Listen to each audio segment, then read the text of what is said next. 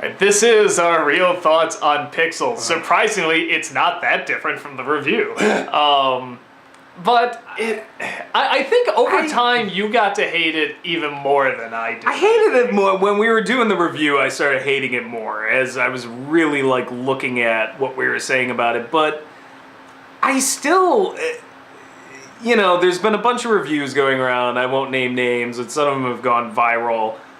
They're declaring it's the worst thing ever, and oh my god, it's so cynical, and it's just trying to cash in 80s nostalgia, and this may be the most desperate, saddest example of it, and really?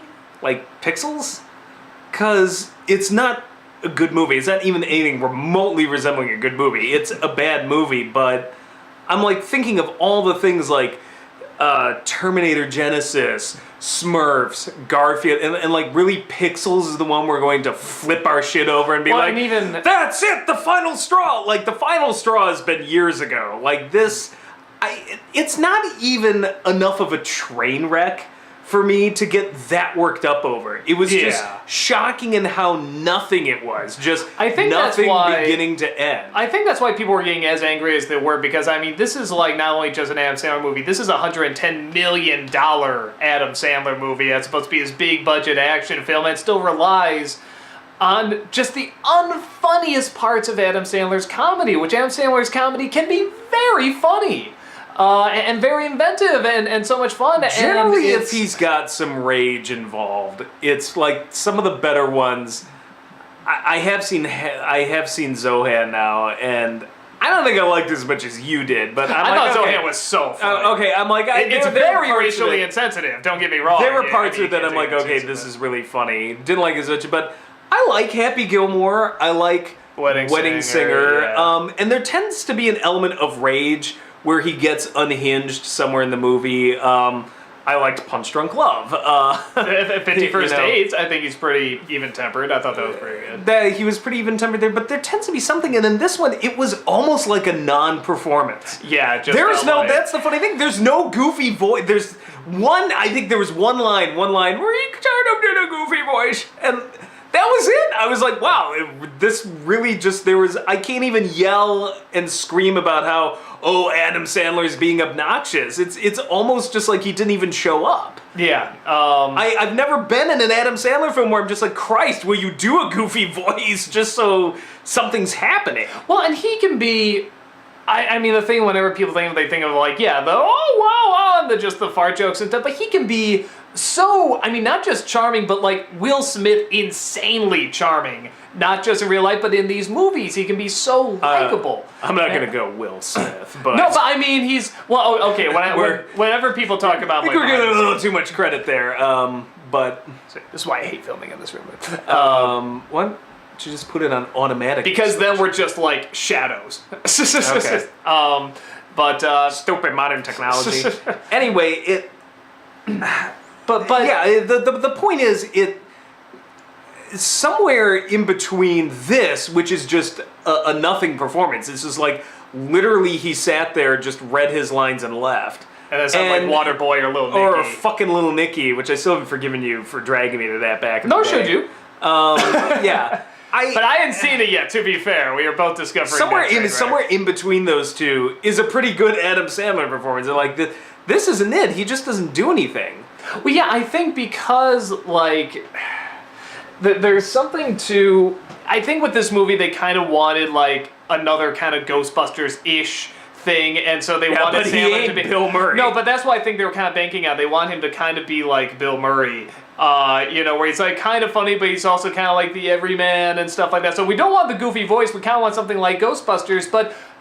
And honestly, no, to be fair, I think he could pull that off okay, but this type of humor that they're doing, where they're still relying on all these tropes and these cliches and just non-humor half the time. The script makes no sense. I mean, the whole big thing throughout the thing is that he just keeps saying to this woman, "Oh, you're kind of snobby. Oh, you're somebody's snobby." Yeah, that's what we cut out from the review. Is that, like, at the end of every shot, I just turn to Taylor and I go, "Snob!" Yeah, and like that is like the running thing. Like, oh, she's snobby. Like, and I'm like endearing, and yet like occasionally she will look at him like, you know what? his charm's starting to work on me after he called me a snob for the 700th time, you know.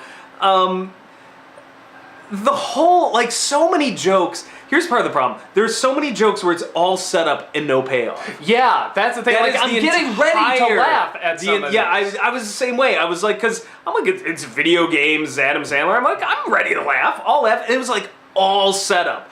All set up to a joke or a punchline, and then nothing happens. It's When like, I saw- I'm like, oh, I guess the joke happened, and we missed it. When I saw Brian Cox was in this movie, I got really excited. Then when I saw he's like this general guy who had the military, I got even more excited. And then it's like, shit, they're just doing the same phoned-in bullcrap where I'm just going to make you look bad, and I'm the guy with no sense of humor, most unorthodox. The whole scene in the beginning where he leaves and he gets called to the White House because Kevin James is the president. Yeah, fuck! That is The one point fuck! I'm like, even for a Sandler film, we looked at each other and we're just like, no, that can't be right. That's a joke, right? That's not. I'm like, oh, they're really doing this. Yeah. Okay. Okay, it's too dark. It's okay. I'm just gonna and they do nothing with the fact that he's president. It's almost like it literally was, again, a setup with no payoff. They had that whole setup about, oh, it's tough at my job, oh, and I gotta wear a suit every day, and oh, no matter what I do, people don't like me, and it's just like, do a full reveal shot, and there's the Secret Service. Guess he's the president. It's like That they one wrote him little as the joke is not president. even that good, Yeah, it's almost like and just that's for got me that in the movie. reveal. They Yeah. did it just for that fucking reveal. But Peter Dinklage, who is just like right now on fucking fire with the choices he's making and how charismatic and funny he is. I don't know what so he's cool. doing in this movie. But no, but like a lot of people in Sandler movies, it's like you bring in these really good people, and I'm sure they're just like, okay, this Sandler guy is pretty popular, I think, with the kids and stuff like that, so let's kind of try it, whatever. And like, there's no direction, there's no thought, there's no anything, or maybe it was funny on set. But yeah, for the theater, I mean, it's just these long pauses of silence, like, you're supposed to laugh here, and just like, I'm gonna do nothing. some sort of accent. You're not gonna. I don't. What accent was that? What was he I don't doing? even know. Because like sometimes you go California, then British, and then American house. You know, it's like, Oh man. Yeah. Talk about an epic Dinklage fan. Well, here's the Yeah. thing. It's like, well, at least it's good that he's reminded us that he can be in shit again if he needs to be. Yeah. Like No, he, like sometimes it's like he's human after all. Like, yeah, could people forget before Game of Thrones, you know, and Narnia and stuff like that, it was in a lot of crap. Yeah, it wasn't always perfect. Yeah. Okay, Dinklage's Like, he career was has usually not been good, spotless, but he's been so good lately that it's like, okay, good. No, you're human. Okay, yeah. So he was terrible in this. Is it the worst? No, I think people are just finally fed up because, like I said in the review, they see this talent and they want to like Sandler. They hear he's a nice, great guy, and I totally believe them. And he seems like a really nice, great guy, and he can be really This is funny, not a really personal talented, vendetta against Adam Sandler, the person. No, if But the anything, professional career side just... Yeah, but it's like, I want to see this great comedy because he never really got, you know, the plots always from day one were recycled. They were terrible plots. only one but he was funny and he could bring this The comedy only to it half actor the I time. kind of liked in this whole thing was the kid. Like that was about it. I was like, well, his performance seems legitimate at least for the most part, except for an inexplicable scene where he's getting pixelized and he's smiling, and I'm like, what? Some people, especially kids, I find have a thing where when they're supposed to be like crying, they do like a little smile or something Then like do that. a 'cause take two. I agree. I'd say don't do that. You know, try it again. But yeah, the weird thing is like watching the beginning of this movie, I was more interested in what was going on with these kid characters at the arcade competition. Yeah, because than anything with them as adults. Those kids were kind of interesting, and it got me thinking, I'm like, this movie was done completely wrong. Who the fuck wants to see a grown-up Adam Sandler and some, you know, and Kevin James and the snowman from frickin' Frozen playing video games, giant video games as adults? This could have been a perfect kids movie. No, I think you're You really could have summed it done up. this- I mean, you could have had them be kids. It could have happened in the 80s. You could have happened in the 80s. You could have had them be kids. It would be kind of a spoof of those Japanese monster films where there's always some child that somehow knows how to solve You the could do it problem. like Super 8 kind of, except you don't make it more scary, you make it more Yeah, funny. and I'm just looking at this like this could have been a perfectly fine kids film, but the fact that they're using adults just completely kills the idea. Yeah, no, Like- I agree. And the fact they tried to make it an Adam Sandler movie instead of, a more recent kind of comedy, because this is just so dated. Completely wrong director. I don't know how Chris Columbus got attached to this, but I think they were hoping because he wrote Gremlins and stuff like that, that'd be something. If this was anywhere near as dark as Gremlins or as interesting, that would have been fine. But that would have been interesting, like a really dark red, like Pac-Man eating the guy's hand. It's like that's a good start. That's kind of a good, and even here's them the being thing, pixelated. Here's the thing, though. But the action scenes in this film suck. They're confusing. You can't make out really what's going on. It literally, like, I know we say this about Michael Bay films, but at least Michael Bay films, whatever's supposed to be going on while that camera is shaking like mad, it somehow makes sense in there. Like, I feel like, okay, in this universe, something's going on. He's just shaking the camera.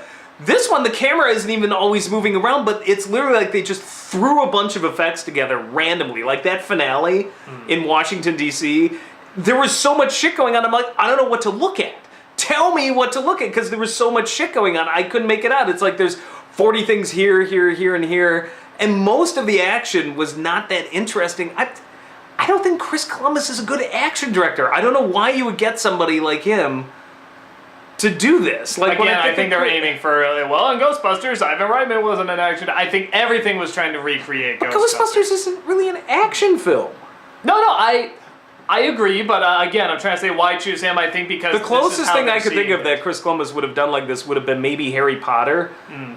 But again, that's not really. the third Potter either. film's the best. The two just pass by in cuteness, but I don't remember it for its action. Yeah. Like if I think of the action set pieces from the Potter films, they tend to be from the later movies. Yeah. So yeah, I don't, and even Gremlins, I wouldn't put down as an action film. It's a horror he wrote film. it. He didn't direct it. He didn't direct it. So that was Joe Dante. Joe Dante should have done this movie. No, he hasn't done that many huge, big. I think this stuff would. recently. Either, you know what? but. I think this would have been more up his alley though than Chris Columbus. Well, and then here's the big thing because he too. did films like Explorers. He's done films with childhood nostalgia.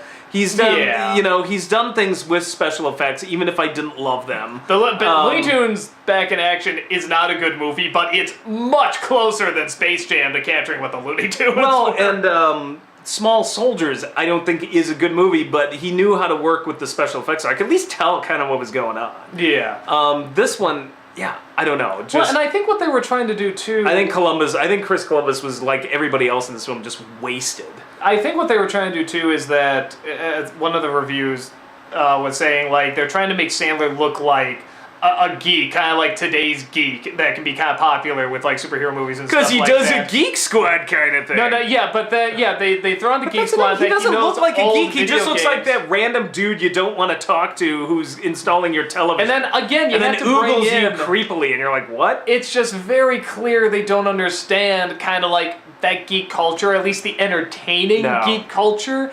And then you try to throw in, the snowman from Frozen, who we're just trying to make even more pathetic and more creepy, which, I mean, right now, it's like there are so many pathetic, weird, creepy internet trolls and stuff like that it's like, just take your pick, choose anything. It's like, I don't know what this is, what this guy is that you created, but there's so many funny, totally weird, pathetic people out there that you can easily make fun of, and it's just, you're not even making fun of them. I don't know what they're trying to do here with this guy. It's like, I think they're trying to be those pathetic people, but like, I didn't recognize it. I think a lot of this is like, they're thinking like they're sort of acknowledging and doing a parody of this geek culture, but it's like, they've never seen today's geek culture.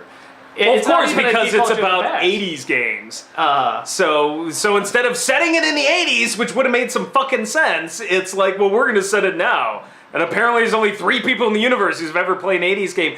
And as we pointed out in the review, I remember sitting there as he grabs the gun and he's firing at the centipede. I'm like, in what universe? I know people were like, well, if you play video games, good hand-eye coordination. Great. Not like awesome. Not like this. You don't automatically know how to use bazookas and laser guns, and maybe if he had been playing Duck Hunt this whole time, but we didn't see that. Yeah. Or that frickin' Nintendo bazooka or whatever. So I'm like, how does this translate from mashing buttons to grabbing a gun and having impeccable aim. Or driving, Or you know, running in the around, these car. out-of-shape guys running around. Yeah. You know, or driving a car or racing, which brings us to the other thing. I mean, this drove me fucking insane. Like, because they make this huge thing that Peter Dinklage's character cheats. Oh, Yeah, you there's, cheated, and the aliens are all upset. Oh, you cheated! And how the hell are we did he gonna cheat? invade? You actually see over the screen like How? his car They never teleports. explain that. And it's like, I They used the cheat never code. Where did he explain put it. the cheat code in the car? Never explained. How can that work in real life? It's never explained. Yeah, how And then does all it builds up work to in the real ending. life that knowing a cheat code somehow makes your car magic, like it's being run by a wizard? How does that... How? That was never explained. Like, at least there was some sense of physics that these aliens have created these pixel things, and they're attacking. Just like in Independence Day, the ships attack. Fucking Jeff Goldblum didn't say, well, I'm gonna enter a cheat code and make my Volkswagen Beetle, like, zip across. It doesn't work that way. And here's the thing, I would have forgiven that.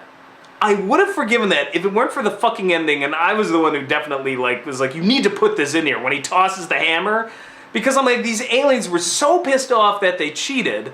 So I'm like, okay, there's a moral, never cheat. So how does Adam Sandler win the day? By doing a move in Donkey Kong that you can't fucking do. You can't just throw a hammer and take out Donkey Kong. So he cheated.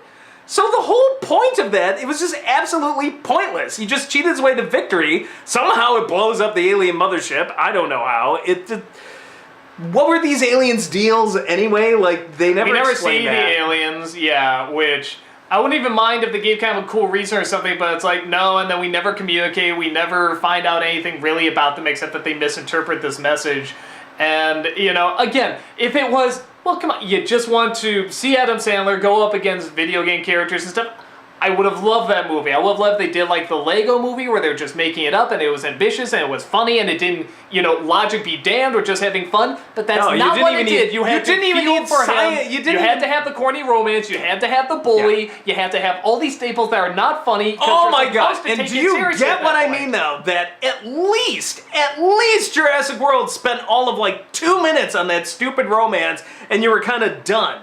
Like, look at how long That this. talk with him and her at the party just goes on forever, Yeah, and it's look like, how we know you're gonna fucking get together. long this lasted. It kept going on and on. I hate you. I hate you. I hate you. At the very end, oh, you helped save my son. I love you now. Well, Like, hey, how about instead of let's just put in a 2-second romance, how about we just, if we're gonna do a romance, let's do it good.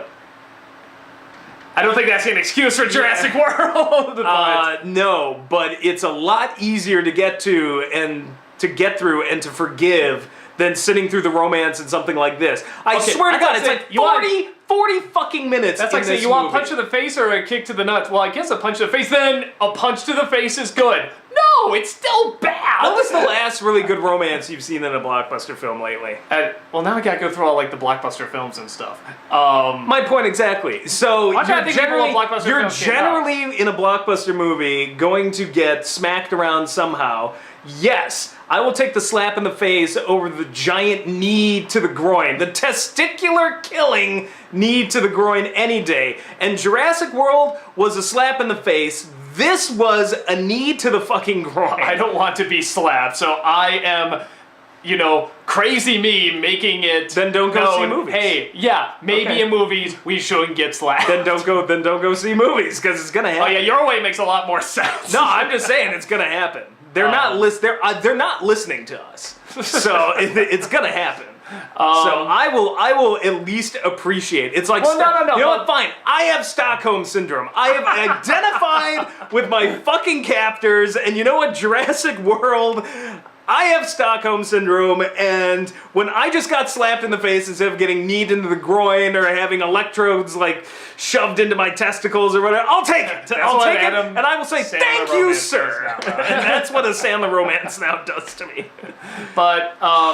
But no, I think we've seen Sandler films, or just Sandler products like Master in Disguise and other Happy Maz and bullshit. That's much worse. Well, that's but- what killed me. I did that because everybody was flipping out about this, and everybody's like, "Oh my god, can you believe this movie's gonna be terrible?" And I was like, Well, I don't know, video games. I saw a Chris Columbus film. I'm like, well, Chris Columbus is hit and miss, but I mean, he's done some good stuff. I've enjoyed. So Sandler, so we're kind of hoping Peter Dinklage. These are Well, all but here's people. the thing, and I've just I thought it was just Adam Sandler was in it. Like somebody just I cast didn't know Adam. it was Happy Madison. Then about 2 weeks before the film came out, I saw it was a Happy Madison production. I was like, oh no! Yeah. I was like, shit! I didn't realize it was actually bam, already shot. Yeah.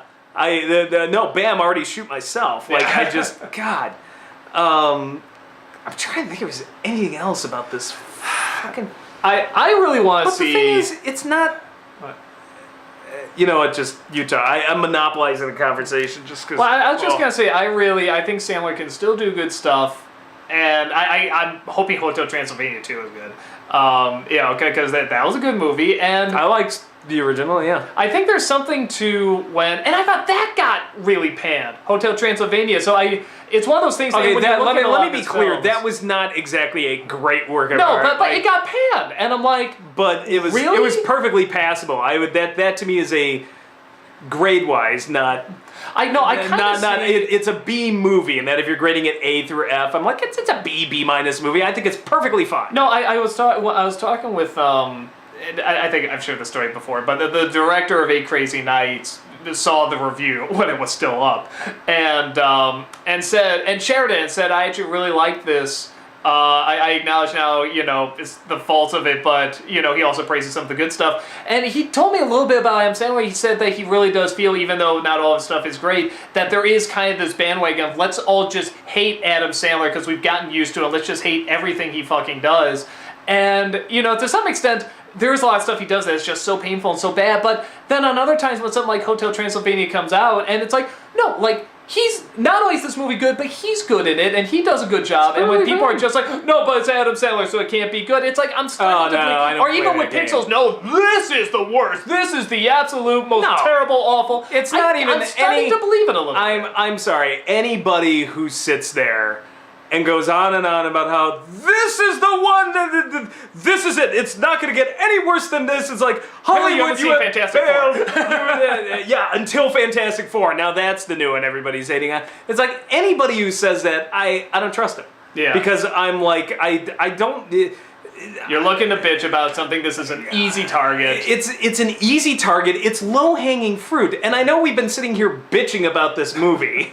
But really, when it's all said and done, I can't even, it's not funny, and it exists. That's all I can say about it. It is not the worst thing ever made. I've seen 1,000 movies 1,000 times worse than this. There are movies that try to basically campaign on our nostalgia way worse than this. Like, it is not... Have you seen the latest Gem trailer? Yeah, it is not... I love when people are just like, oh, it's the most cynical attempt by Hollywood to even attempt to basically leech off our nostalgia like this. I'm like, really? Really? This is the one? Did you just crawl out of a cave? Like, were you living in a cave for 20 years now? Like, this is the one all of a sudden? So it's not even in the same ballpark. It's just simply a bad movie. It's a failed comedy. It's like, the best way to compare it is Arnold Schwarzenegger's Jr., where you just sit there and you're just like, it just doesn't leave an impression. It's not funny. You sit there, you're like, well, somebody thought this was going to get a laugh.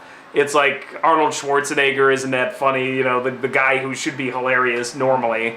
And it's the same thing with Sandler. I would normally think Sandler, at least, even if he's not funny, would be outrageous. And he's not even outrageous in this movie. It's like the most restrained Sandler performance I've seen in years. Well, that was one of the reasons, outside of all the people asking me to do, you know, hey, can you do the clipless review of Pixels? I wanted to address the hate it was getting because, again, I mean, going back to nostalgia, the Adam Sandler movies, I mean, those were big fucking hits. And now it's like we have the similar formula and we're sick of it. So again, trying to take something of that past and be like, why did it work then, not now? And I think it is because just nothing is being added or furthered or gained to it at all, and it's relying on the worst qualities of those films, which I like a lot of those films, but there's a lot of bad qualities and it's relying on those instead of the best qualities of the He and his team are writing formulaic 80s movies. That's all this is. Like, literally, it is like Ghostbusters, it is like Stripes, it is basically a bunch of outsider nerd types who will never amount to anything. Who are mostly kind of incompetent in everything, but are good at this one thing. I mean, the Ghostbusters, when you look at it, I mean, the dean was totally right. He's like, you're not very good scientists. But when it came to busting ghosts, they were good at this one thing, you know, like Army of Darkness, Evil Dead 2. Ash is an idiot, but he's good at that one thing, defeating Deadites. Like, you know, just done all over again. And the thing is, it's old now. Like, it's so unless you're going to be really fresh with it, like, yeah, I mean, do something new I liked with it. Happy Gilmore, and it's the same kind of formula. And yes, I still think it's funny, but that was years ago. No, but on top of it, there is was this still energy. in the 90s. There is this energy. There is this, you know, comedy to it that's still strange and unexpected, and can still make me laugh, even though I'm like, yeah, I know this story, or you know, Wedding Crashers is the same thing. That's not a good story by any means, but I like these two. They are likable, they are enjoyable, and they're funny. And I think, yeah, just somewhere along the line, it's like you can't. It's like the charisma of Sandler here, you know, belongs in something that's like, you know, a drama or something like that. It doesn't belong in this kind of goofy there is no comedy now, because you're relying on all the tropes that haven't worked. I don't even think it would work in a drama. There just was no. That was the weird thing. There just was no charisma. I can't even say, oh, he was obnoxious, or I hate the sound of his voice. There just was nothing. It's just like he just showed up. Nah, I'm gonna read my lines and then leave. And you know, everyone's saying the past few movies are like of his have been like that, and I don't know what's going on. I don't know if they're just bad choices or something going on. But I mean, this is a guy that's got mad talent and can be so funny, and everyone says it's just such a nice person. It's like, I would love to see him come back and do something totally different, totally new, but totally energized and totally passionate. And, you know, for it to succeed, I would love to see that. And maybe this will be like kind of the wake-up call, like, hey, this is a lot of money we spent on this, and like, this ain't working anymore. We gotta try something different, something new, and we have to really put in a lot of effort into making it fresh and new, and not just relying on the old tricks. So I don't know. All I know is it's not even worth getting that worked up over. Mm-hmm. Like, as we just kind of did. But I know what you're talking about. But I mean, here's the thing. We do this for the review and to talk to people, and we get it all out at once. But, like, I'm not going to be sitting here fuming over pixels. Yeah, I'm not going to, like, keep me up at night. I'm not going to let. And I will admit that day. We're trying to entertain you guys as well. A lot of you may think we're not doing a very good job. You know, so, or a lot of you take it too seriously. So, you know, the idea is, you know, we're trying to make it entertaining and arguing. And yes, I really do feel that way, that there's so many stupid decisions in this movie. And as I say them, they sound bad. But I'm going to completely forget about this movie right after we turn the camera off. Yeah. Because I had forgotten about it already, and like for a good 2 days now, and it's. I'm not going to sit here and go to bed every night. How dare they make pixels? It made me sad. My childhood is raped and ruined, and it just stabbed me in the ass. No, if you want to agree, look at college humor, like Death of Childhood or something like that. It's just another one of those where people complain, no, Michael Bay, you know, destroyed my childhood. And then it shows someone that was like a World War II survivor. It's just like, I saw my parents killed in front of me. That destroyed my childhood. And they show the real, like, people who had their childhood destroyed. And Well, here's the thing. Those are real problems. We've got Gem, we've got Transformers, we've got Turtles, we've had all these things. I could get something like Zelda. Maybe Zelda, maybe Metroid. I grew up in the 80s. I was more of an Atari and an NES person. But how attached you have to be to Donkey Kong and Pac-Man? Like, outside of fucking King of Kong, how attached you have to be where you're like, this breaks my childhood because look at what they did to poor Pac-Man. I can't believe not Cubert. Like, I mean, those games were fun, but they really had you couldn't get as attached to it. There was no real plot to most of them. Super Mario Brothers had more of a plot I don't know than if it's any that, of those. I really do think it's because so much time and money went into this movie. There's such a rehash of these formulas. Oh no, that were I never have heard arguments about how it's like it's ruined my childhood. I'm like, listen, really? Okay. I've been to arcades, I played NES games. Super Mario Brothers, that stupid movie, didn't ruin my childhood. I certainly bought Super Mario World still and still play like it. How attached to video games are you, particularly older video games that I just can't see myself getting that attached to Pac-Man. I always say with like or Cubert. No, but I always say with like Space whatever, I mean Invaders. with like George Lucas and and these nostalgic things and Michael Bay taking over Turtles, if you're letting that destroy your childhood, you never had a childhood worth holding on to. If you're really gonna let that kill your childhood and your love for Hey, sir, passion. I was chained to a radiator and abused as a child, and all I had was Cooper. You shut up. Please share me that story. That's the truth. That should be on 2020. That should have been Pixels. Hardcore drama. Kid whose only life was video games. But yeah, that about summed it up there. Yeah, not the worst, not even worth getting that angry over. But I wanted to do it because A, everybody was asking me to do a clipless review, and B, I really did want to address the anger it was getting, because kind of before Fantastic Four is the new one, but before that, that was the one. Well, that shows you the death of cinema. That shows you when you hear that argument about the death of cinema. Oh, and it's the worst, and that was the perfect example of how everybody was all over Pixels, and then Fantastic Four came out a couple weeks later. It's like, oh, really, yeah. And listen, the Fantastic Four movie I'm sure sucks, but again, we've seen a lot of shit. It's really hard to be like, no, this is the worst thing ever. For one thing, I just don't want to give Pixels that much credit. It's not even good. It's not even good enough to be the worst thing ever. So, and plus, it just drives people to go see it. When I hear the worst thing ever, honestly, intrigued to see that's what Fantastic disappointed Four me now. about Pixels. I got told, oh, it's the worst thing ever, and I'm like, this is nothing. This is just meh. I thought I was going to get room quality nonsense here, and instead it's just a blasé comedy. Yeah. So there it is, and we will see you guys in the next one. Later.